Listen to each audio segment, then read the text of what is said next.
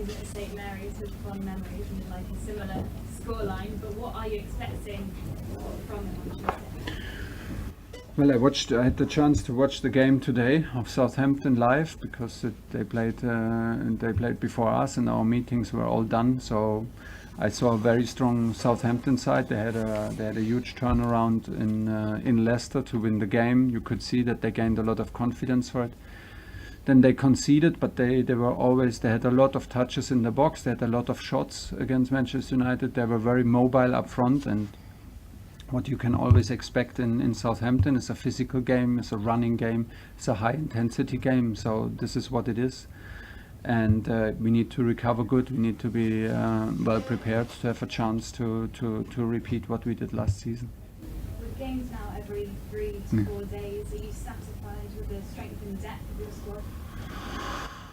Right now, I think we could need some more players on some position. But listen, if it's very close to the end of the transfer window, and when the 1st September comes, I will be a happy coach no matter what happens, and I will try to find solutions and not think what could have happened or what could be. It's everything that matters is reality and the moment now. And today, everything that mattered was to find a way to win, to hang in this game, and to win this match, even from a disadvantaged position.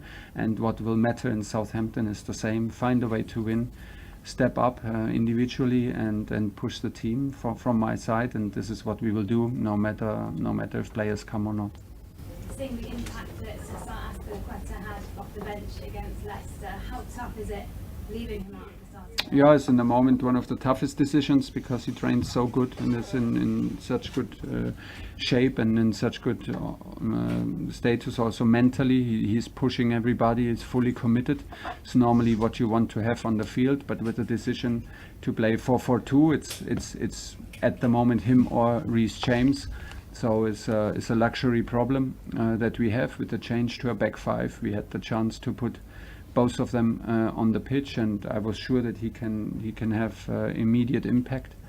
But without tough decision, we will get nowhere. Like we are used to compete for every title. We are used at Chelsea to compete on highest level.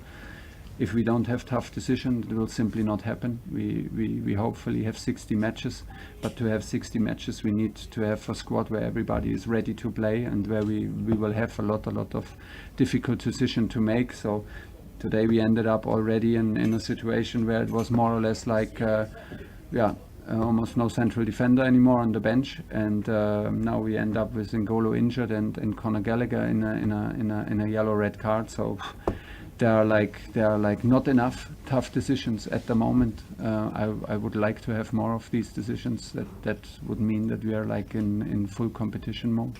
Okay, Adam, Andy, and then there to finish. Adam. There's obviously quite a few players, and you mentioned it, maybe thinking about their futures in the last few days of the window. How are you going to approach it? Are you going to speak to these players individually? People like Callum, Hakeem, Trevor, who've all been linked with moves away. How do you approach it? Do you speak to them? Yeah, we do, but no matter, it's maybe human if there is a transfer window and their environment and they're not only with us in Cobham. So once they leave the building, they have their phone on and they will get calls and they will think about their future and their next step. And there's a World Cup coming, which everybody talks about and everybody thinks about. At the moment, I accepted that it's like this, and from the 1st of September there are no more excuses and no more distractions. So I'm very, very happy when transfer window is over, because then we have a different leverage to push players, and then the commitment has to be here 100%, and we will not accept 99%. But the reality is that sometimes in the last days of transfer window that you have simply to accept it, no matter what you wish for. It's a reality. Okay, Andy, and then last one there. Just a couple of brief ones from me. Just you talked earlier about Connor sending off, and it put your team up against it today, but also it will have perhaps bigger repercussions on Tuesday when he will be banned, and you've got Kante injured as well. I just wonder how much of a headache is that area of the pitch for you with this? It is, and it is normally the area where I would love to have a headache who plays and who is on the bench. So this is normally the area where I thought we will have like maybe 5 players who can all play for us, and have on top Carney as an option as a young player to.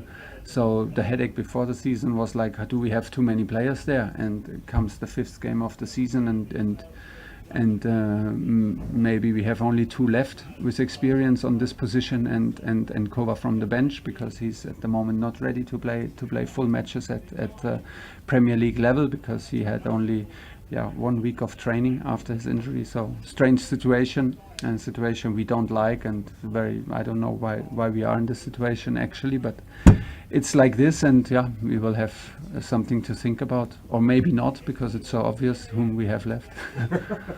Okay, and just you get Koulibaly back on Tuesday, and I just wonder, I appreciate Leeds perhaps wasn't his best afternoon for you, but against Spurs he was quite an immense character, wasn't he, with the goal? And you can't help but notice the number that he wears on his shirt, 26. You know, whether there's the significance of that is not going to be lost. I mean, could you see him emerging as a kind of a leader for this team? Yeah, he is already. He's a fantastic player, fantastic personality. I'm so happy with what I see. Not only that we managed to convince him and manage to bring him to the club, but how he behaves, how he trains. I see a lot of quality in everything what is needed to be a leading figure at Chelsea, and he will play in Southampton. He will be on the pitch. He's a massive player for us, and there's no doubt about it. Okay, last question, just one, please. Just after your experiences today, Thomas, how much are you looking forward to being back on the touchline? It's better. A friendly face in the opposition dugout in the round. Yeah, I cannot. Well, listen, I have absolutely normally I played now many times against Antonio Conte, and normally we have zero issues with each other. So things can happen sometimes in a football match, but as you say, I have a lot of respect, of course, for Ralph, and we played against each other many times, and he's very nice person, very good coach, and his fingerprints are all over this team in Southampton every year. So but he will also not be, he will be very friendly before the match, but during the match he will not be only friendly with us, so don't make a mistake. He's a competitor like we are, and we will fight it out, but of course always with fair play, and it's better to be at the sideline than in the stands. Okay, we'll leave it there. Thanks everybody.